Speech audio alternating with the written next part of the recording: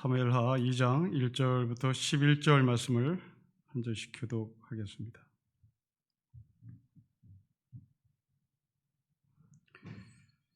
그 후에 다윗이 여호와께 여쭈아뢰되 내가 유다 한 성읍으로 올라가리까? 여호와께서 이르시되 올라가라. 다윗이 아뢰되 어디로 가리까? 이르시되 헤브론으로 갈지니라.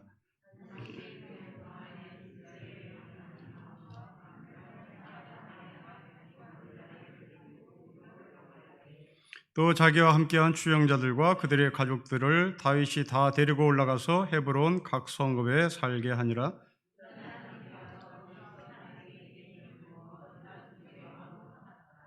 어떤 사람이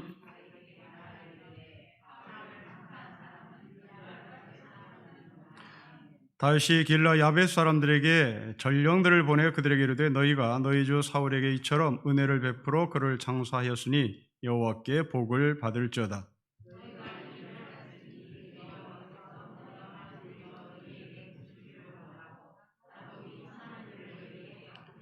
이제 너희는 손을 강하게 하고 담대히 할지어다. 너희 주 사울이 죽었고 또 유다 족속이 내게 기름을 부어 그들의 왕으로 삼았음이니라 하니라.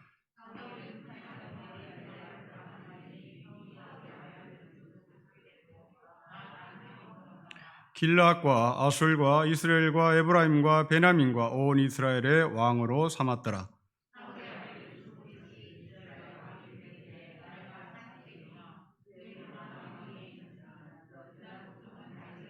같이 읽겠습니다. 다윗이 헤브론에서 유다 족속의 왕이 된 날수는 7년 6개월이었더라. 아멘. 사무엘상을 보는 것과 사무엘하를 보는 여러분의 시선을 제대로 잡아야 할 텐데요. 사무엘상에서는 다윗을 개인의 관점에서 보셔도 아무 이상이 없습니다. 왜냐하면 다윗은 아직까지 왕의 자리에 올라간 사람이 아니었고 사울의 수하였고 그리고 사울의 신하였고 또한 일개 사울 밑에 군대에 나가서 싸우는 사령관의 역할을 한 사람입니다. 그러나 이제 사무엘하에서는 이제 공적인 인물로 올라옵니다. 이제 왕이 되는 것이고 그 왕이라는 것은 개인의 문제를 뛰어넘어 공적인 인물이라는 말과 함께하는 것이고 또한 왕으로서만 끝나는 것이 아니라 신앙인의 다윗을 말하고 있습니다.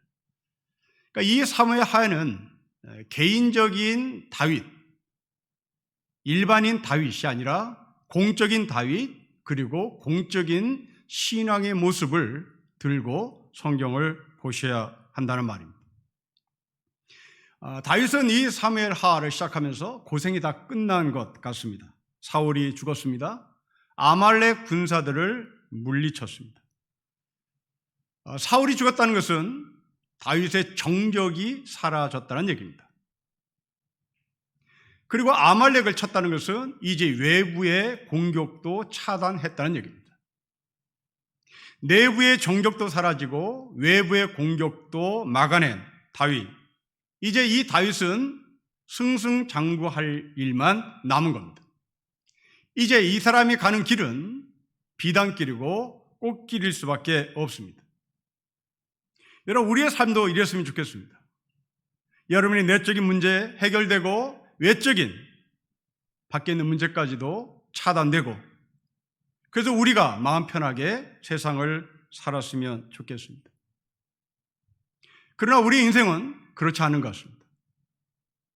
두더지 게임처럼 두더지 하나를 잡으면 또 한쪽에서 두더지가 튀어나오고 또 그것을 잡으면 다른 쪽에서 두더지가 튀어나오는 것이 인생살인 것 같습니다.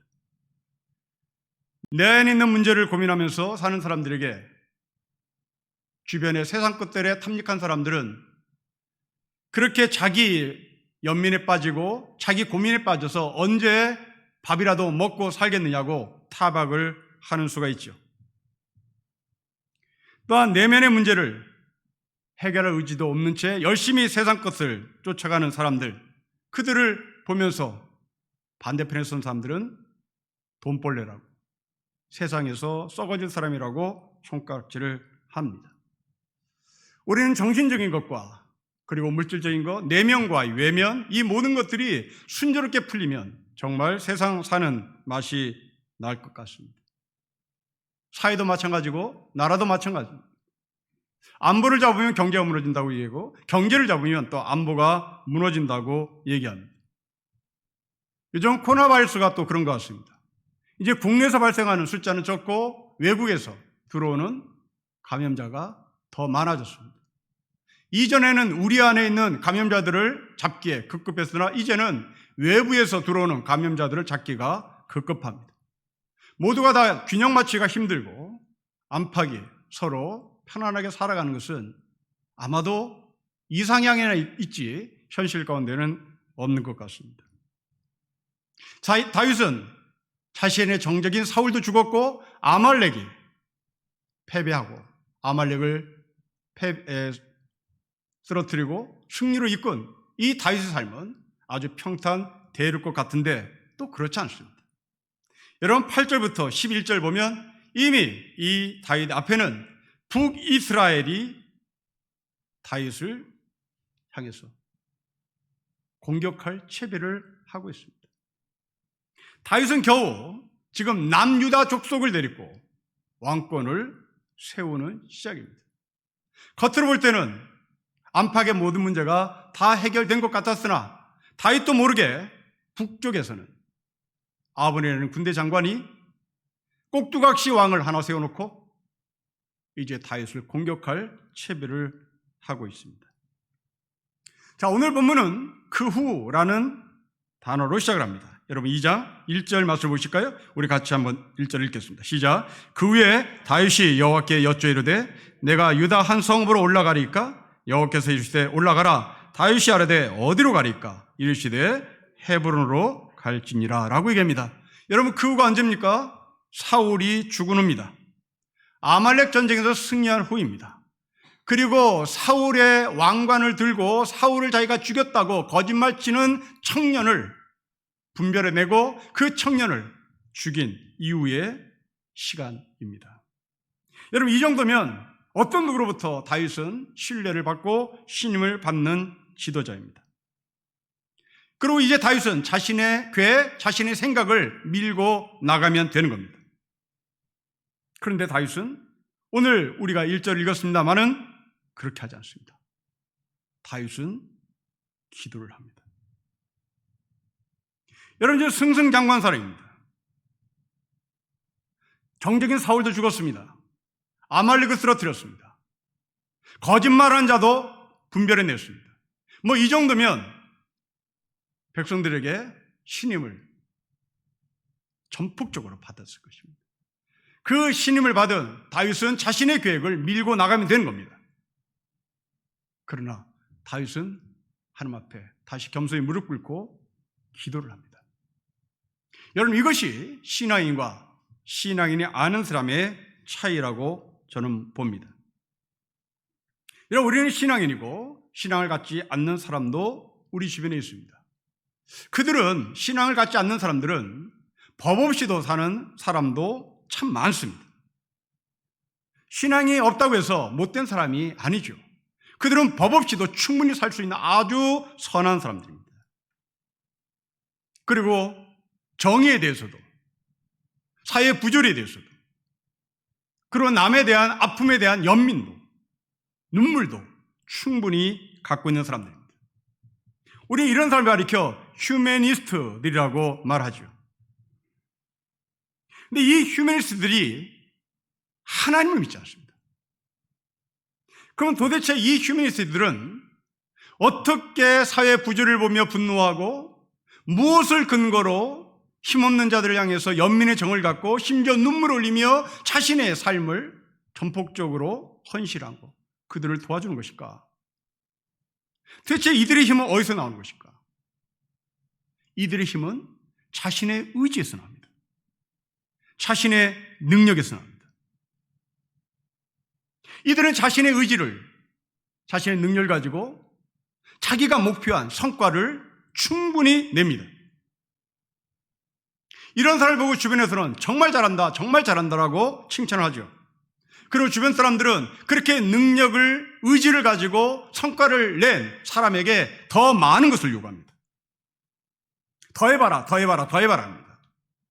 이 마음 착한 사람들, 그들은 그렇게 칭찬받는 그 마음이 미안하기도 하고 부끄럽기도 하고, 그래서 더 열심히 합니다. 그리고 더 성과를 내죠. 더 성과를 냅니다. 그런데 문제는 이렇게 자신의 의지와 자신의 능력을 믿는 이 휴머니스트들, 법 없이도 사는 사람들이 자신의 능력이 예를 들어서 10개라고 가정합시다. 그 10개 능력을 가지고 최선을 다해서 열을 만들어냈습니다. 근데 주변에서는 너 잘한다, 너 잘한다 50개를 요구합니다. 이 사람은 50을 만들어냅니다. 그 사이에 이 사람은 모든 것이 녹아내리는 거죠. 그런데 어떻게든 50을 만들어냈습니다. 이제 100을 요구합니다. 자기의 전부를 다 바쳐서 100을 만들어내려고 노력을 합니다. 그런데 인간은 시간이 가면 갈수록 몸도 쇠해지고 자신의 능력은 10개밖에 되지 않는데 100을 요구하는 사회에 100을 충족하기 위하여 자기의 몸을 다 갖다 바칩니다.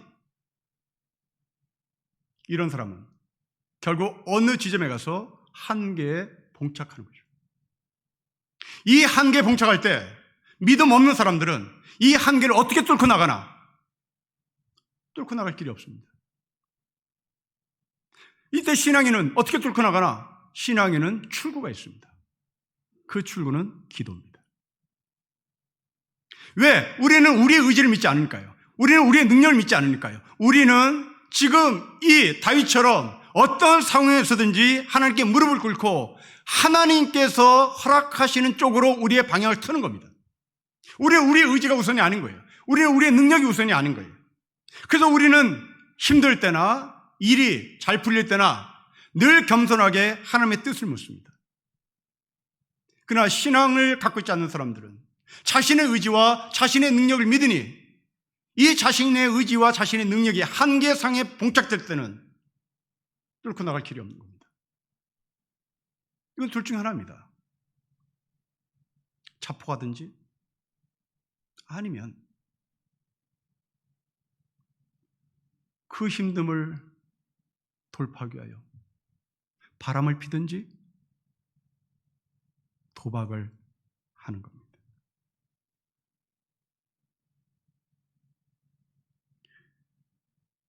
특히 남자들 사이에서 이런 일은 비일비재하게 일어납니다. 이런 남자들이 왜 바람을 핍니까? 남자들이 왜 도박을 합니까? 그들은 한계 상황에 봉착을 했기 때문입니다. 이것을 뚫고 나갈 힘이 그에게는 없는 거예요. 그래서 술에 의존을 하는 겁니다. 술을 마시는 순간에는 머릿속에서 기억을 해내지 않으니까요. 바람을 피면 그 순간은 모든 게 다 잘 될 것 같으니까요. 이게 신앙인과 신앙인이 아닌 사람의 차이입니다. 지금 다윗은 모든 것이 잘 풀리고 있습니다. 그런데 다윗은 자신의 계획을 밀고 나가지 않습니다. 여러분, 기도는 힘들지만 하는 것이 아니라 기도는 잘 나갈 때다 하는 겁니다. 사도 바울은 우리에게 말합니다. 너희가 서 있을 때 조심해라. 그 서 있는 너가 넘어질까 염려가 된다고 얘기합니다. 여러분, 우리는 구원을 받은 사람입니다. 구원을 받은 우리는 하나님의 원리, 하나님의 방향, 하나님의 말씀을 찾아가야 되는 실력을 하나님부터 우리에게 요구받습니다. 그런데 우리는 시간이 가면 갈수록 이 다윗처럼 기도를 하는 사람이 아니라 시간이 가면 갈수록 자신의 경험을 의지하고 자신의 생각을 의지하지요. 여러분, 이렇게 되면 우리의 신앙의 실력은 점점 쇠퇴할 수밖에 없는 겁니다. 여러분, 상상해 보십시오. 1, 2, 3, 4 숫자를 배웠다면 그 다음 단계는 더하기 빼기를 할 줄 알아야 되는 겁니다. 산수를 할 줄 알아야 되는 겁니다. 이제 산수를 배웠다면 수학을 할 줄 알아야 되는 겁니다. 여러분들이 한글을 배웠다면 국어책을 읽어야 되는 겁니다. 이제 국어책 읽는 사람은 소설책을 읽어야 되는 겁니다. 소설책 읽는 사람은 시를 읽어낼 줄 알아야 됩니다. 시를 읽어낼 사람은 철학책과 역사책을 읽어내야 되는 겁니다. ABC를 아는 사람은 영어 문장을 읽어야 되는 겁니다. 영어 문장을 읽어낸 사람은 대학에 들어가서 원서로 자기 전공책을 읽어내야 되는 겁니다. 신앙생활도 마찬가지입니다. 지금 다윗은 모든 것이 완벽하게 이루어지고 승승장구함에도 불구하고 자신의 실력을 믿지 않았습니다. 자신의 실력을 기도를 통해서 더 쌓아가기를 원했습니다. 저에게 오래 다니신 분들은 기억할지 모르겠는데 아주 오래전에 저희는 노숙자 사역을 한 적이 있습니다. 근데 한 노숙자가 근 20년 이상 지난 헤어진 아버지를 만난 적이 있어요. 둘이 끌어안고 난리가 났습니다. TV는 카메라는 이것이 장사가 될 것 같으니까 TV에 이 사람들 초대해서 대담 프로도 만들고 어떻게 헤어졌냐, 어떻게 만났냐, 어떻게 감격스럽냐, 얼마나 사랑스럽냐 별쇼를 다 했습니다. 한 달만 헤어졌습니다. 한 달만 없던 걸로 했습니다. 등 돌렸습니다. 서로. 왜요? 지지고 살 실력이 없었던 거죠. 여러분 신앙도 마찬가지입니다. 하나님과 여러분이 지지고 사는 실력이 있어야 되는 거예요. 우리가 하나님을 만났다 감격. 그래서 노숙자가 20년 만에 아버지를 만난 것과 똑같은 겁니다. 이제 하나님을 만났으면 그 하나님과 지지고 사는 훈련, 지지고 사는 실력이 있어야 되는 거예요. 우리는 이게 없어요. 늘 첫 만남의 감격으로만 우리의 머릿속에 하나님과 우리의 관계를 설정해버립니다. 여러분 이런 하나님과 우리의 관계는 바로 노숙자의 형제가 한 달 만에 헤어지는 것처럼 우리는 하나님과 아무 관계가 없는 겁니다. 여러분 진짜 식구는 알콩달콩 사는 게 아니에요. 진짜 식구는 아무 감정도 없어요. 진짜 식구는 그냥 밥 먹었냐로 다 퉁치는 거예요. 여러분 식당에 가서 바람피는 남자 여자와 진짜 부부가 밥을 먹는 광경은 어떻습니까? 진짜 부부는 밥을 먹는지 마는지 아무 감정도 없습니다. 바람피는 사람들은 별 짓을 다 하죠. 여러분 하나님과 우리의 관계는 바람피는 관계가 아닙니다. 하나님과 우리의 관계는 가족이에요. 그런 실력까지 가야 되는 겁니다. 이런 실력을 우리가 갖추지 못하면 우리는 언젠가 한계상에 봉착하고 아니면 내가 일이 잘 풀릴 때 하나님과 등질 수가 있습니다. 제가 대학 4학년 때 우리나라에 정말 대단히 지진이 뒤집어지는 것처럼 제도 하나가 뒤집어진 적이 있습니다. 그 제도가 대학 입시 정원제라는 겁니다. 제가 대학 4학년 때 1학년 학생들이 졸업 정원제도 들어왔습니다. 이 졸업 정원제라는 것은 문자 그대로 받아들이고 졸업할 때 선별해서 졸업시키겠다. 들어오는 문을 쉽게 하고 나가는 문을 좁게 하겠다는 겁니다. 그래서 얼마만큼 대학들이가 쉬웠느냐면 1000명을 뽑는 대학에 2000명을 뽑았습니다. 모든 대학이 다 정원의 2배를 뽑았으니 대학 가고자 하는 사람들은 그냥 다 원서를 낸 거예요. 다 들어갔습니다. 그런데 이 졸업정원제에 들어온 첫 번째 제가 대학 4학년 때 1학년 학생들은 실력이 개뿔 하나도 없었습니다. 100명을 뽑아야 되는데 200명을 뽑아놨으니, 1000명을 뽑아야 되는데 2000명을 뽑아놨으니, 그 나머지 2000명이 1000명하고 실력이 겨뤄져야 말이죠. 특히 그때는 실업계 고등학교를 다니는 친구들은 또 특별 전형을 했습니다. 따로. 그런데 이 친구들이 3년 동안 자기 전공 과목에 몰입하고 그 자기 전공 과목을 배우고 실습하느라 국어, 영어, 수학을 본 적이 없는 거예요. 근데 이 친구들이 대학에 들어오자마자 선생님들은 원서를 내던지고 이거 읽으라고 하니, 미적분을 공대 친구들은 풀어야 하니, 이게 어떻게 감당이 되는 겁니까? 다 번아웃 됐죠.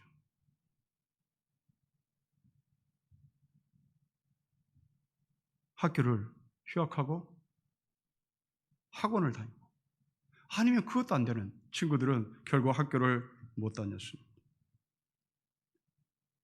우리의 신앙도 바로 여기 있습니다. 성도 여러분, 여러분들이 다윗처럼 일이 잘 풀릴 때 나의 경험, 나의 의지, 나의 계획, 나의 능력, 충분히 그것을 근거로 밀고 나갈 수 있음에도 불구하고 겸손히 하나님 앞에 기도할 수 있는 실력이 있는가라고 묻습니다. 여러분, 신앙은 과정입니다. 신앙은 결론을 맺을 수가 없습니다. 나이가 들면 들수록 벼가 고개를 숙이듯이, 그리고 산과 밖에 지나가면 지나갈수록 더 어려운 과목을 읽어내야 되듯이, 우리의 신앙생활은 시간이 가면 갈수록 우리는 더 겸손해지고 더 어려운 것들을 읽어내야 되고 더 어려운 삶을 요구받을 때 기꺼이 그것을 헤쳐나갈 수 있는 실력을 갖춰야 되는 겁니다. 그러면 다윗은 대체 무엇을 위해서 기도하는가 봅시다. 여러분, 2장 1절 말씀을 다시 보십시오. 하나님께 다윗이 기도하자 하나님이 응답하신 것은 헤브론으로 가라고 얘기합니다. 여러분, 이 헤브론으로 가라고 하신 하나님의 메시지는 두 가지 측면에서 해석을 해야 되는 겁니다. 첫째로 정치적인 측면입니다. 둘째로 신앙적인 측면입니다. 제가 왜 정치적인 측면으로 이 헤브론을 설명해야 하는가 하면, 서두에도 말씀드렸다시피 다윗은 지금 정치인입니다. 다윗은 지금 한 나라의 왕입니다. 이제 다윗은 자기가 세운 나라의 수도를 서울로 정할까, 평양으로 정할까, 부산으로 정할까, 개성으로 정할까, 지금 이 문제인 겁니다. 그러니 이 헤브론이 다윗에게서 어떤 정치적 의미를 갖고 있는지를 우리는 찾아야 되는 겁니다. 그리고 동시에 이 다윗은 정치가로 끝나는 것이 아니라 신앙인입니다. 그렇다면 이 헤브론은 신앙인의 관점에서 어떤 성격과 어떤 의미를 갖고 있는지를 우리는 보는 것입니다. 여러분, 지금 다윗은 개인이 어디 이삿짐을 싸기 위해서 압구정도로 갈까요? 대치도로 갈까요? 이거 묻는 거 아닙니다. 지금 다윗은 한 나라의 도읍을 어디로 정할까요? 라고 하는 굉장히 중요한 문제를 들고 하나님 앞에 기도합니다. 자, 여기에 하나님께서 헤브론으로 가라고 얘기합니다. 자, 이 헤브론으로 가라고 하는 정치적인 측면에서의 해석을 좀 여러분에게 해드리고 싶습니다. 여러분, 2장 2절 말씀 보시면 다윗의 부인 2명이 나옵니다. 다윗이 그의 두 아내 이스라엘의 여인 아히노암과 갈멜 사람 나발의 아내였던 아비가일을 데리고 헤브론으로 올라갑니다. 자, 이 두 여자를 관찰해 봅시다. 첫째로 아히노암이라는 여자는 출신지만 기록해 놉니다.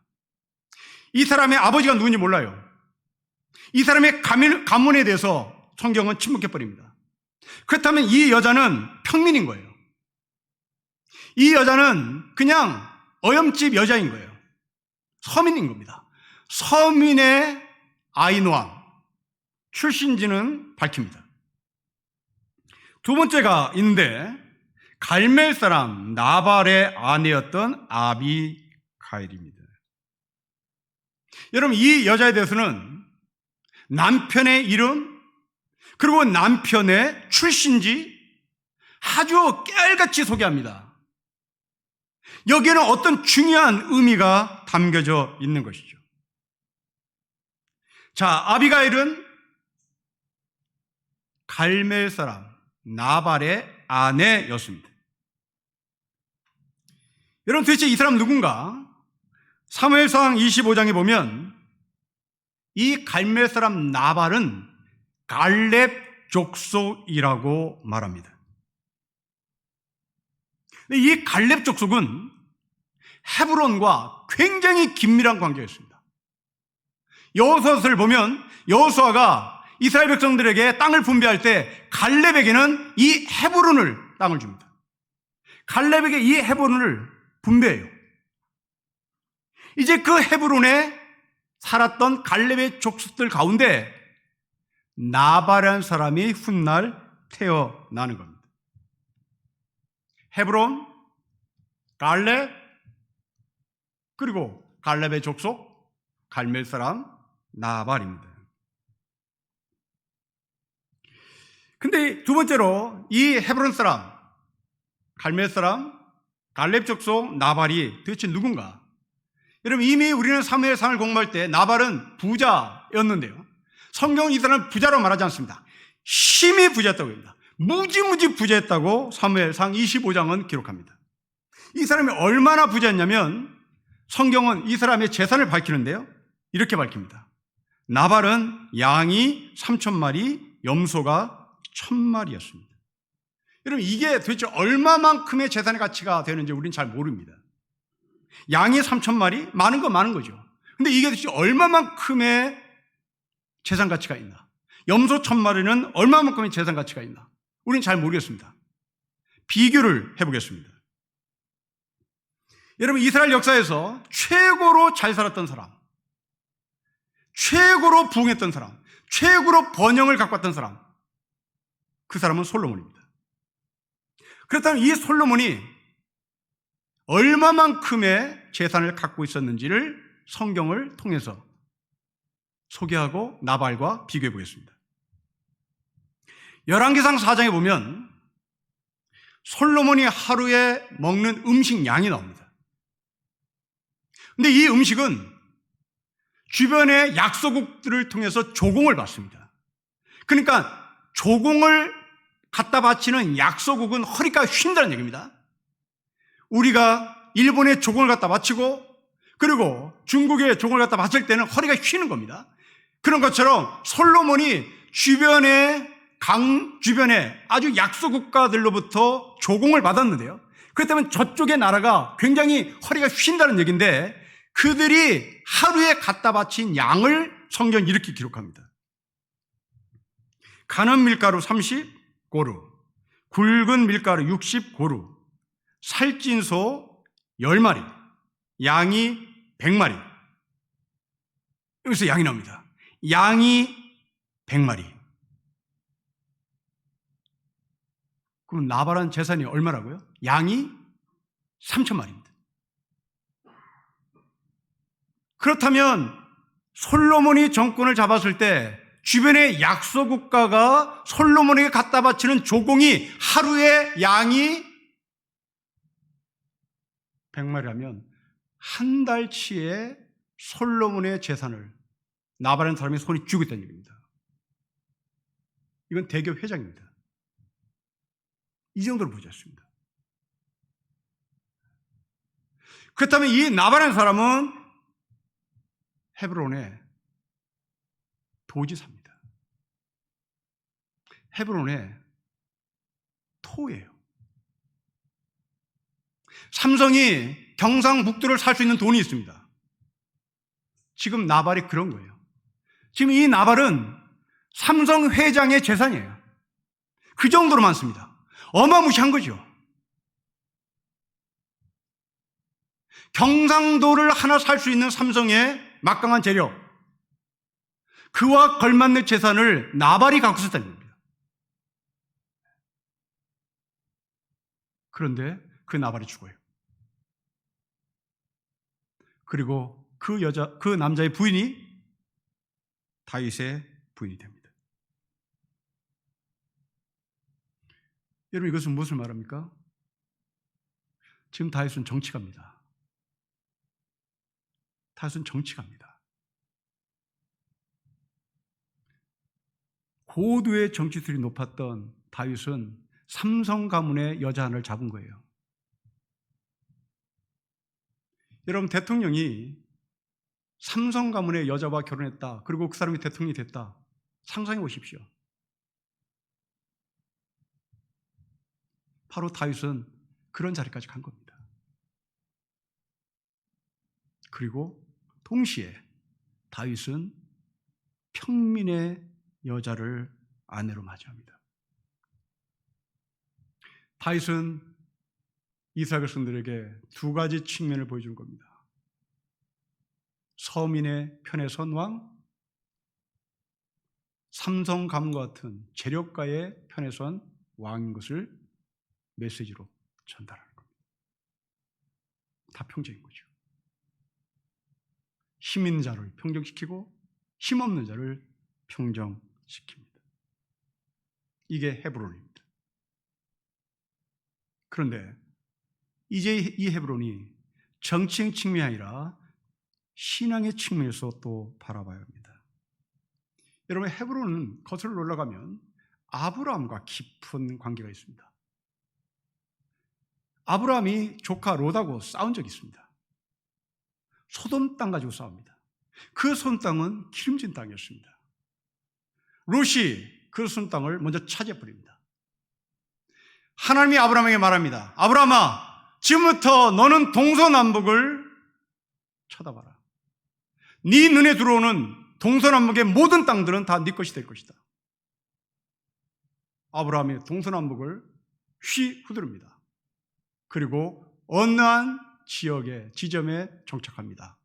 그리고 거기에 제단을 쌓고 아브라함이 하나님께 제사를 드립니다. 그 땅이 헤브론입니다. 그 헤브론에 아브라함의 부인 사라가 무덤을 만듭니다. 그리고 이삭, 야곱, 그리고 이삭과 야곱의 부인들이 헤브론에서 죽고 헤브론에 무덤을 만듭니다. 여러분, 이스라엘 백성도 땅이 없는 사람들입니다. 이 땅이 없는 사람들이 처음으로 자기 땅을 소유한 바로 그 땅이 헤브론 땅이었습니다. 곧 이 땅은 하나님께서 약속하신 언약의 땅이었던 것이죠. 이 언약의 땅이었던 헤브론은 아브라함과 상관관계가 있고 다윗과 긴밀한 관계가 있고 이 아브라함과 다윗을 지나서 예수 그리스도가 탄생하는 겁니다. 이게 아브라함과 다윗과 예수의 흐름이죠. 때문에 이 헤브론은 정치적 측면에서나 신앙의 측면에서 다윗에게 무지무지 중요했던 것입니다. 다윗은 그곳에서 기름 부음을 받습니다. 여러분 4절 말씀 보실까요? 우리 4절에 말씀 봅시다. 유다 사람들이 와서 거기서 다윗에게 기름을 부어 유다 족속의 왕으로 삼았습니다.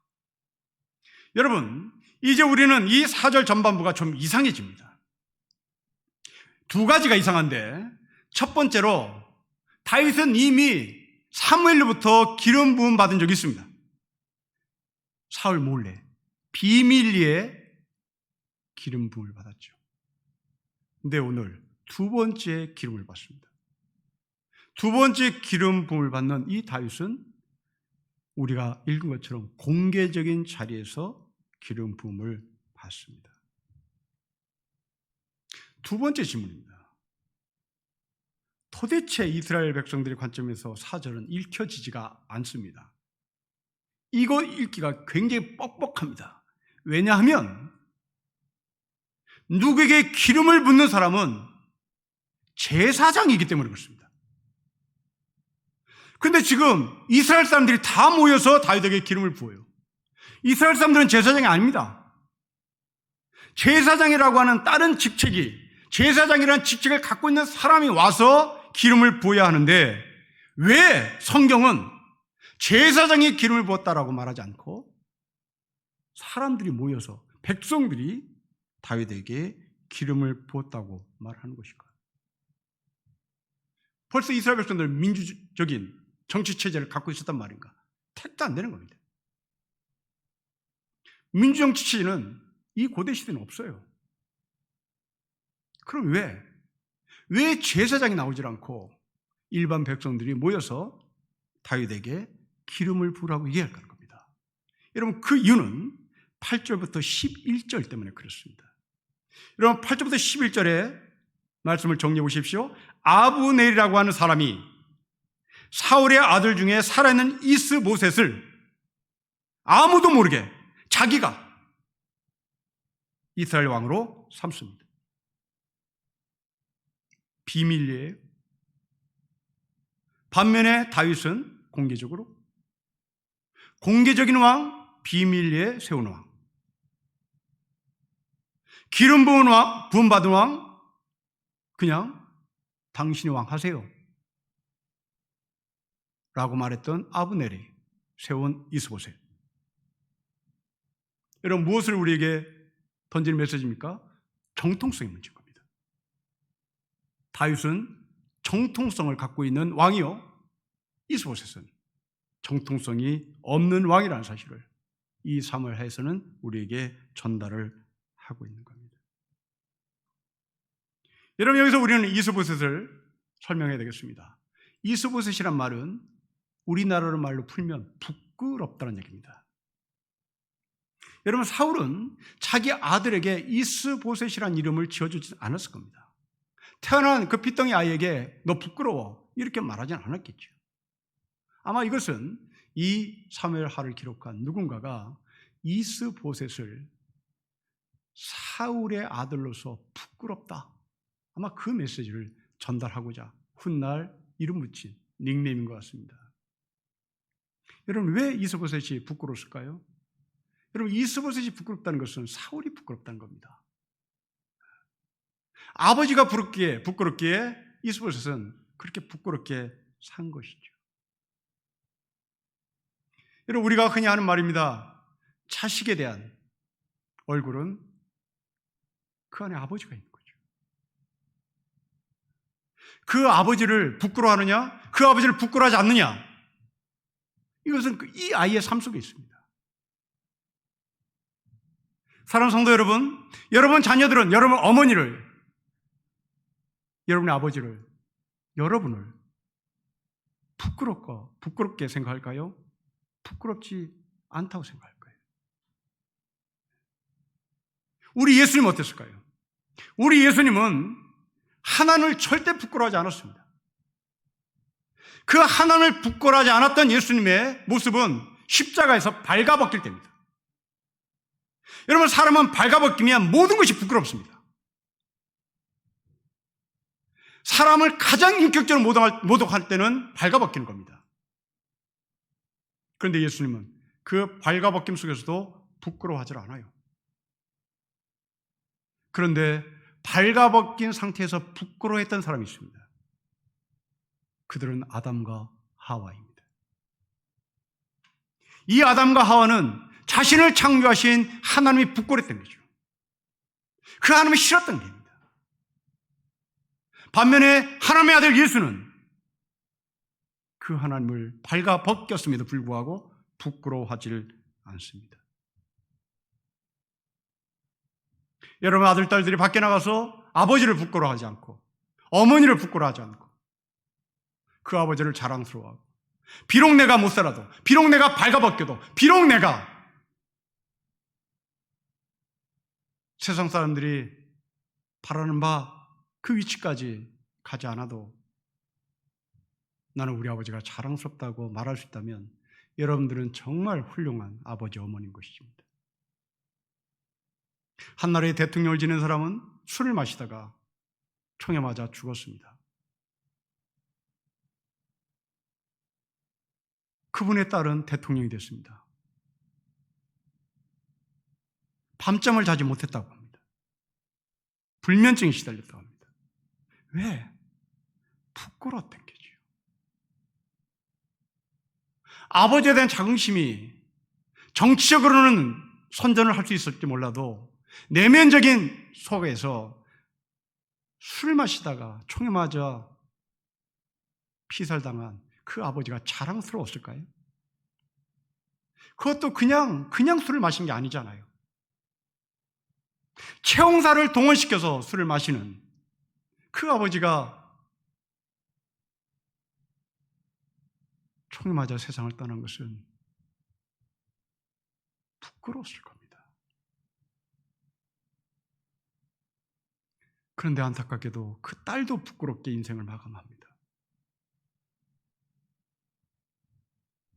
여러분, 이게 우리에게 던지는 메시지입니다. 여러분들은 이스보셋을 낳았습니까? 아니면 다윗처럼 모든 사람이 기름 부음을 참여하게 하여 헤브론에 모여 그를 가운데 두고 우리의 왕이 되게 해주세요. 우리의 왕이 되주십시오. 하고 기름을 붓는 그런 자리에 가는 영성의 소유자입니까? 자녀들에게 부끄러운 아버지가 되지 맙시다. 자녀들에게 부끄러운 어머니가 되지 마십시다. 사울은 죽어서도 지옥입니다. 사울은 지옥적으로 죽었는데 그 아들까지도 지옥 들었습니다. 다윗은 모든 사람들이 왕으로 옹립을 합니다. 정통성을 손에 쥔 겁니다. 공개적인 자리에서 이제 왕으로 등극한 이 다윗이 제일 먼저 한 일이 뭔지 봅시다. 여러분 4절부터 7절의 말씀 보십시오. 제일 먼저 한 일은 야베스 사람들을 축복했습니다. 이 야베스 사람들이 한 일이 무엇입니까? 여러분 4절 하반부에 보십시오. 어떤 사람이 다윗에게 말이르되 사울을 장사한 사람들입니다. 사울의 시신을 수습한 사람들입니다. 여러분, 이 이야기는 제가 설교 서두 시간에 말씀드린 것처럼 한 개인의 이야기로 보시면 안 되는 겁니다. 지금 사울은 다윗에게 있어서 정적입니다. 정적의 시신을 수습했다? 그럼 이것은 지금 어떻게 후폭풍이 올지를 모르는 이야기입니다. 여러분 다시 4절 읽어보실까요? 저하고 4절 읽으며 어떤 사람들이 다윗에게 말할 때 그 앞에 서 있었던 길앗 야베스 사람들의 입장에서 4절을 읽어보십시오. 어떤 느낌이 드는지요? 우리 4절 읽으면서 그 느낌을 한번 경험해 봅시다. 읽겠습니다. 시작. 유다 사람들이 와서 거기서 다윗에게 기름을 부어 유다 족속의 왕으로 삼았더라. 어떤 사람이 다윗에게 말하이르되 사울을 장사한 사람은 길앗 야베스 사람들입니다. 여러분 4절 말씀이 아주 멋진 메시지를 전달합니다. 유다 족속의 왕으로 삼았더라 하고 동글베기를 쳤는데 이 동그라미가 5절로 내려가야 되는데 이 동그라미를 갖다 붙여버립니다. 여러분 이게 무슨 말입니까? 지금 다윗은 왕이 됐습니다. 모든 실권을 가졌습니다. 그리고 어떤 사람이 말합니다. 이 사람들이 사울의 시신을 수습했어요. 이때 다윗은 어떤 방이 나올까? 사울은 다윗의 정적입니다. 그 정적의 시신을 수습했다? 이건 복잡해지기 시작하는 겁니다. 정적의 시신은 되도록 보이지 않는 곳에 갖다 던져야 되는 겁니다. 그런데 시신을 수습해 장사를 지냈습니다. 여러분 이게 다윗입니다. 죽음을 대하는 자세입니다. 여러분 우리는 이번 주에 거의 같은 시간대에 세상을 떠난 두 명의 지도자를 봤습니다. 한 사람은 일제강점기 때 만주국 조선장교 적극적 친일파, 그런데 6.25 전쟁에서 혁혁한 공을 세워 사성 장군이 된 한 장군이 세상을 떠났습니다. 또 한 사람은 개혁의 아이콘이요 서울시장을 2번씩이나 지내다가 불미스러운 지금 소문으로 인해서 세상을 떠난 사람입니다. 이 두 분의 죽음을 보고 이념으로 지금 우리나라는 나눠졌습니다. 왜 거기에 조문을 가느냐? 여러분, 이것은 인륜을 버린 자의 행태입니다. 죽음 앞에서는 정적이 필요 없습니다. 죽음 앞에서는 예의를 차려야 되는 겁니다. 여러분, 우리나라 장례 문화 가운데 제 아무리 미운 사람이 있다 할지라도, 제 아무리 자기와 대척점이 있는 적이라 할지라도 장례식 때만큼은 모든 그 사람에 대한 행적, 그 사람의 감정 일단 보류합니다. 3일장을 지내는 동안 아무리 정적이라 할지라도 거기 가서 향을 피우고 거기에서 목례를 하고 상주들과 절을 합니다. 왜? 슬픔이 없는 죽음은 없기 때문입니다. 그런데 우리나라에 소위 정치하는 사람들은 이것조차도 없는 사람들입니다. 죽음은 이념이 없어져요. 죽음은 사상도 없어지는 겁니다. 만일 여러분들이 뉴스를 보면 장례 절차에 부정적이고 아니면 나는 장례 갈 필요가 없어, 저렇게 장례 가는 놈들은 정말 이상한 놈들이야 라고 욕한다면 여러분들은 한 사람의 죽음에 대한 존엄성을 모르는 사람입니다. 여러분, 파주에 가면 북한 군의 묘지가 있습니다. 여러분 아시나요? 파주에 가면 북한 군인들의 묘지가 있어요. 그것도 잘 보존했어요.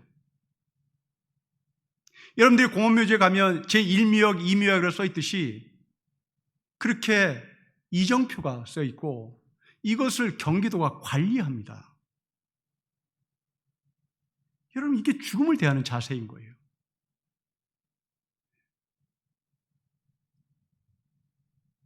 적극적 친일파, 6.25 때 혁한 공을 세운 사성장군. 그러나 죽음은 이 모든 것을 일단 유보하는 겁니다. 이제 역사가 이 사람에 대한 평가를 하면 되는 거예요. 그 장례 현장에서, 그 장례 기간 동안 나는 조문을 갈지 않겠다라고 말하는 국회의원들은 결국 인간의 존엄성을 포기한 자들입니다.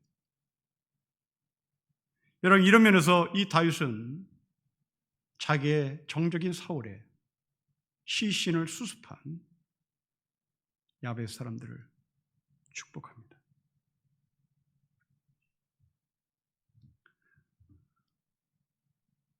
우리는 신앙인입니다. 신앙인이 가지고 있는 특권은 기도하는 겁니다. 출구가 있다는 것을 인정하는 겁니다. 여러분들이 이 출구가 있다는 것을 인정하고 이 출구를 사용할 수 있어야 되는 겁니다. 그래서 가급적 극단적 선택을 하기보다 하나님 앞에 기도하는 쪽으로 가셔야 되는 겁니다. 물론 다윗처럼 승승장구를 해도 겸손하게 기도할 수 있는 사람이 되어야 하는 겁니다. 하나님은 그 기도에 반드시 응답합니다. 그 응답은 우리가 약속의 땅을 가는 그 과정 속에 헤브론을 만나게 하는 것이고, 그 헤브론에서 아브라함이, 다윗이, 그리고 예수 그리스도가 탄생하는 그 하늘에 축복된 땅이 보였던 것처럼 우리는 그 땅을 볼 것입니다. 그리고 신앙은 이념의 잣대로 해석되는 것이 아니란 사실입니다. 사회주의에도 십자가가 있고 자본주의에도 십자가가 있습니다. 공산주의에도 십자가가 있고 모든 곳에 십자가가 있습니다. 그 십자가는 이념을 뛰어넘습니다. 십자가는 이념이 아니라 생명이기 때문에 그렇습니다. 이 사회에 두 분의 세상 떠나는 장례를 보고 여러분들이 십자가로 해석을 하고 계셨는지, 이념으로 해석을 하고 계셨는지, 오늘 야베스 사람들의 근거에 의해서 나를 돌아보십시오. 내가 다윗의 영성을 가진 사람인지 아니면 이념으로 똘똘 뭉친 가짜 기독교인인지 확인하시고, 내가 이념의 기독교인이고 성경적인 기독교인이 아니라면 여러분 다윗과 야베스 사람의 관계로 넘어오셔야 되는 겁니다.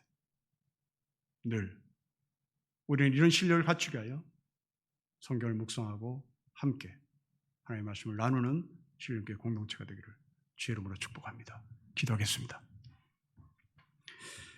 하나님 아버지, 모든 것이 잘 풀릴 때도 다윗이 기도했고 그 기도하는 가운데 헤브론을 약속의 땅으로 응답받고 그 약속의 땅에서 축복하는 삶을 살았던 다윗의 영성이 우리에게도 그대로 이어지기를 간절히 소망합니다. 간구합니다. 우리도 기도하고 기도하는 곳에 응답받고 그 응답 속에 축복해야 될 사람들을 축복하고 같이 울어야 될 사람 같이 웃게 하고 손을 잡아야 될 사람 같이 손을 잡으며 살아가는 참된 성도의 삶의 길을 걷게 하여 주십시오. 주 예수 그리스도의 이름으로 기도합니다. 아멘.